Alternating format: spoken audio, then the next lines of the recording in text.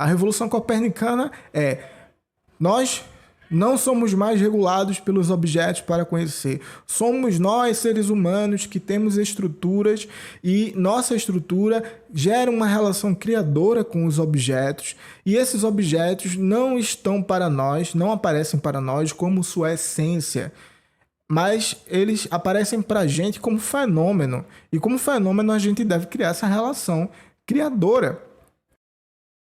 A Crítica da Razão Pura é um livro que possui 2 prefácios.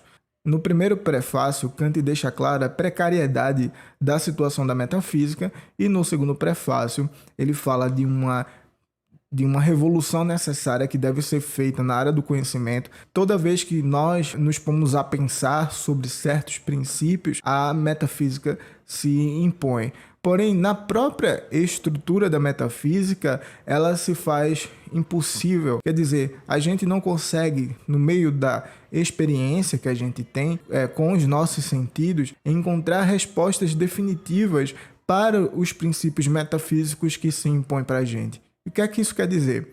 Por exemplo, nós agimos com livre-arbítrio ou o nosso destino é determinado? Essa é uma pergunta que a metafísica se põe para responder. Porém, veja, a gente não consegue encontrar essa resposta na realidade concreta e na experiência. É uma resposta que precisa ser dada pela nossa própria razão. Existem certos grupos que dão respostas diferentes para esse problema. E a grande questão para Kant é que tanto as respostas que dizem que é possível haver livre-arbítrio como aquelas que dizem que não, todas as duas podem estar corretas. Nós não podemos verificar esses princípios metafísicos na realidade. Então, por esses 2 caminhos sempre poderem estar corretos, a metafísica não avança, não faz o pensamento e o conhecimento da humanidade avançar. Então a gente fica sempre andando em círculos sobre o mesmo princípio, sobre aquelas questões que há 2.500 anos vêm sendo debatida. E o que ela quer fazer é encontrar princípios incondicionais. Mas o que são princípios incondicionais? São aqueles que não são limitados por nada. E o exemplo mais clássico é o exemplo de Deus. Por exemplo, Deus é um ser perfeito, onipresente, onisciente, onipotente. Mas se existisse algo anteriormente a Deus, Deus não teria todas essas qualidades e seria limitado por outra coisa que é mais perfeita que ele. Para que então Deus ser um princípio incondicionado de toda a realidade, ele precisa ser único. Então, o que a metafísica quer fazer? Quer encontrar princípios semelhantes a esse, que são incondicionados, que não são limitados, para responder essas grandes questões. Por exemplo, essa do livre-arbítrio. Então, a metafísica fica na sua própria estrutura, parece que ela é impossível. Ela quer que a gente encontre princípios na realidade que não são possíveis de encontrar. Kant aponta para a gente esse problema. E apontando esse problema, ele diz, olha, então para a gente solucionar essa questão, é preciso que a gente encontre esses princípios fora da realidade. A razão precisa se desprender da realidade para que a gente possa encontrar esses princípios incondicionais. E Kant, percebendo isso, vê em seu tempo 2 tradições que servem como exemplo para o que ele está dizendo, que são os racionalistas e os empiristas. Mas sobre o que essas pessoas debatem? Se você vem assistindo os vídeos do meu canal, ou se esse é o seu primeiro vídeo que você tem contato com esse meu canal, eu sugiro que você veja os vídeos anteriores e perceba que eles estão debatendo sobre a origem do conhecimento.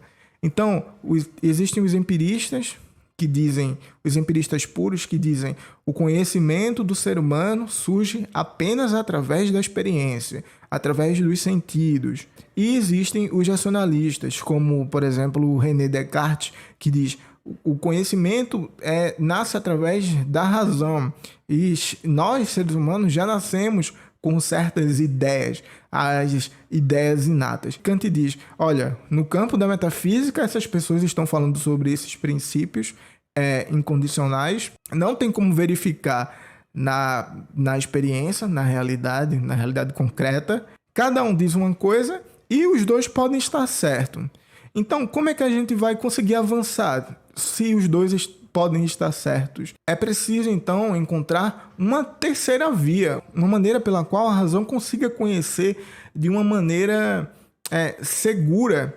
E Kant diz que isso significa em fazer a metafísica seguir o caminho seguro da ciência.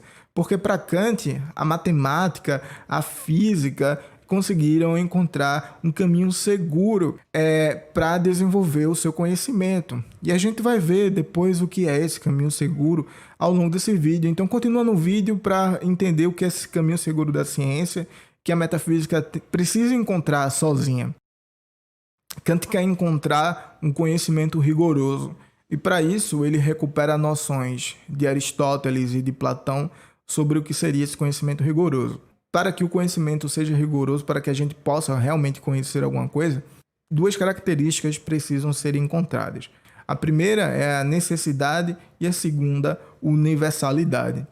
A necessidade, então, é a essência daquele objeto, como diria Aristóteles. E aí você pensa, por exemplo, num conceito de ser humano. Ser humano, quando você pensa genericamente, por causa da universalidade, existem certas características que constituem o ser humano que, por exemplo, tornam o ser humano diferente dos animais. Que a gente diz que é a possibilidade de construir ferramentas, de ter razão e etc. Então, caso o ser humano perca a sua essência, ele deixa de ser ser humano. Então, é necessário que ele seja dessa maneira. É necessário que nós sejamos dessa maneira. E universalidade é justamente essa ideia genérica de ser humano, porque eu estou falando de ser humano, mas quais são os exemplos na realidade concreta que podem se encaixar nesse conceito de ser humano?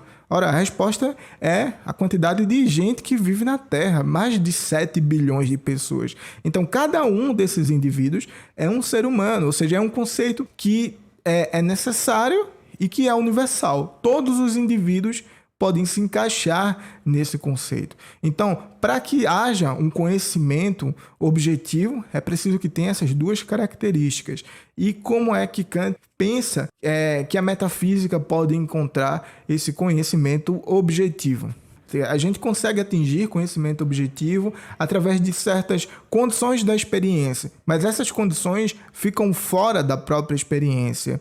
Então, ele acaba concluindo, a metafísica é válida como uma teoria da experiência. Então, a gente vai conseguir conhecimentos objetivos, certo? Mas não é pela via do racionalismo puro e nem pela via do empirismo puro. A gente vai conseguir conhecimentos objetivos que são universais e necessários através de uma metafísica que é uma teoria da experiência. E o que essa teoria da experiência diz? Que a gente precisa ter condições da experiência que estão fora da própria experiência. Ou seja, Kant está começando agora a explorar a estrutura da própria razão pura, botando a razão em crítica e ela mesmo julgando a si mesma, ela vai limpando todos os preconceitos e vai vendo mais claramente as estruturas que formatam a maneira que a gente pode conhecer e adquirir conhecimento válido, conhecimentos objetivos. E tudo isso Kant chama, no segundo prefácio da crítica da razão pura, de revolução copernicana. E qual é o objetivo da revolução copernicana? É levar a metafísica ao caminho seguro da ciência. Copérnico foi responsável por fazer a substituição entre a compreensão de certo sistema astronômico. A gente hoje, quando aprende na escola, a gente já aprende que o sistema solar é heliocêntrico. Significa que a Terra gira em torno do Sol. Mas, na época do Copérnico, a compreensão era diferente. E olha, a compreensão natural era diferente. Significa que ninguém questionava, que era normal, que era natural. Você, à noite, olhar para as estrelas e ver os planetas e ver a Lua se mover, você é levado a ter a impressão de que nós estamos parados, o planeta Terra está parado e os astros se movem. Então, foi feita a teoria de que a Terra estava no meio do sistema. E isso conseguia responder a certas questões da física, por exemplo, mas deixava mas deixava outras questões sem resposta. Então Copérnico, no final da vida, defende justamente o oposto. Olha, nós conseguimos resolver essas questões que estão aí sem resolução se a Terra não mais estiver no centro, mas ela estiver gravitando e circulando o Sol junto com os outros planetas. Então isso foi uma revolução na física, na maneira de compreender o sistema que a gente hoje chama de solar. Então, veja, além de mudar o paradigma da física, também muda essa compreensão e muda a própria racionalidade das pessoas da época. Então, o que Kant quer fazer na metafísica é isso, é mudar a estrutura da própria metafísica e fazer com que a gente saia dessa naturalidade que, por exemplo, os racionalistas e os empiristas acreditam que pode haver e assim poder fazer com que a metafísica caminhe, crie um progresso do pensamento. Então Kant cria uma hipótese, um experimento do pensamento. Kant diz o seguinte: olha, eu percebo que a maneira que o conhecimento se dá é assim. Existe um sujeito, que somos nós, as pessoas que conhecem, e existem os objetos, é aquilo que a gente conhece. Como é que se dá o conhecimento? O objeto determina como a gente deve conhecer. Por exemplo, na minha mão tem essa caneta, e aí, ao ter minha experiência com essa caneta diz para mim como eu devo conhecer essa caneta. Eu não posso botar nada meu nessa caneta para que eu a conheça. Ela já está pronta, ela já tem sua própria essência, ela já é do jeito que é, e eu conheço ela assim. Kant, e isso é como a metafísica é antes de Kant. Só que chega Kant e diz o seguinte: e se, ao invés de meu conhecimento ser ditado pelos objetos, pela caneta, eu ditar como o conhecimento acontece? O que isso quer dizer? Lembra de Copérnico? Copérnico tirou a Terra do centro do sistema e colocou para circular ao redor do Sol. Então, o que Kant faz é tirar o objeto do centro da maneira que a gente conhece e botou quem no centro? O indivíduo. E o objeto é que circula através de nós. Então, é como se Kant botasse a gente na posição do Sol.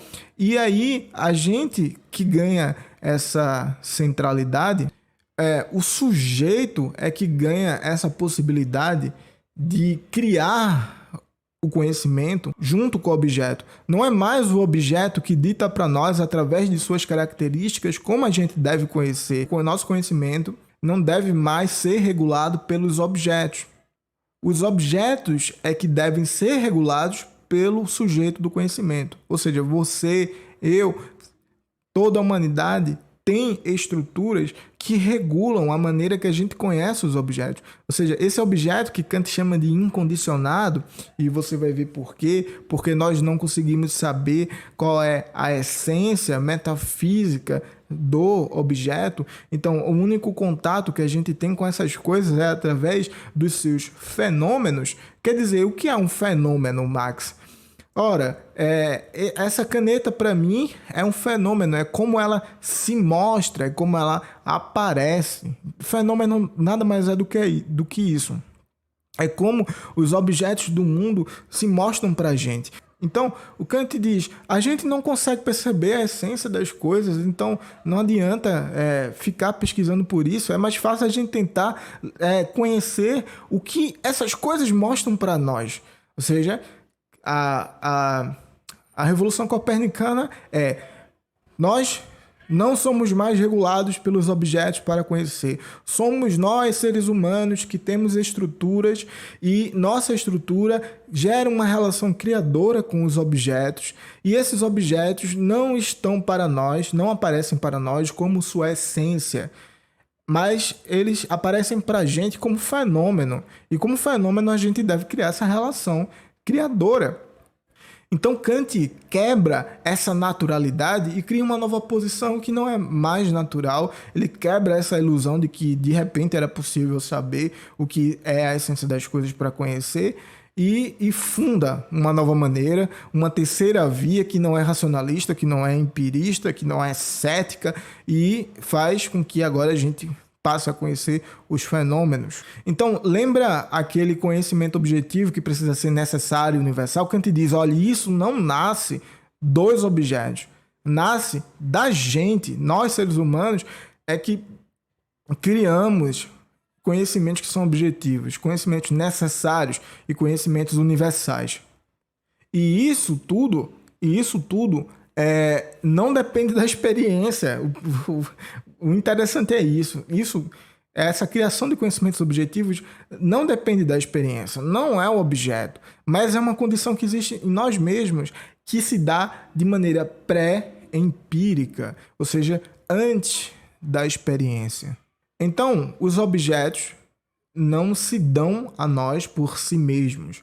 Eles são trazidos à luz através da razão, pelos sujeitos transcendentais. E Kant chama esses objetos, essa essencialidade, de coisa em si. Então a gente não sabe o que é a caneta em si, a gente não sabe o que é uma nuvem em si, mas o que a gente tem contato é com o fenômeno da nuvem, o fenômeno da caneta.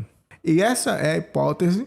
E existem duas etapas de confirmação da Revolução Copernicana, que é através da estética transcendental e da analítica transcendental, que a gente vai ver no segundo vídeo. Então esse foi o primeiro vídeo sobre a crítica da razão pura. A gente viu a situação da metafísica, a impossibilidade de adquirir conhecimentos objetivos, universais e necessários, tanto pela via do empirismo como pela via do racionalismo puro, e viu que Kant botou a razão no tribunal para limpar ela dos preconceitos e ver se existe alguma estrutura que nos permita conhecer de maneira pura e límpida, e percebeu que, como Copérnico, seria mais vantajoso a gente mudar as relações. E ao invés de os objetos de ditarem como a gente deve conhecer, Kant percebeu que existem estruturas que fazem que a gente crie esse conhecimento objetivo,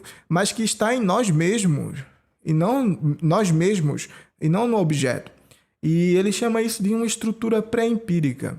E a gente vai ver no próximo vídeo o que são essas estruturas pré-empíricas através da estética transcendental e da analítica transcendental. E aí a gente vai estudar aqueles juízos. O que é um juízo sintético, o que é um juízo analítico, o que é a priori, o que é a posteriori, a gente vai ver no próximo vídeo. Então, eu peço que se você gostou, achou interessante esse vídeo, está curioso sobre Kant, é um pensamento muito interessante, muito complicado, mas fascinante ao mesmo tempo.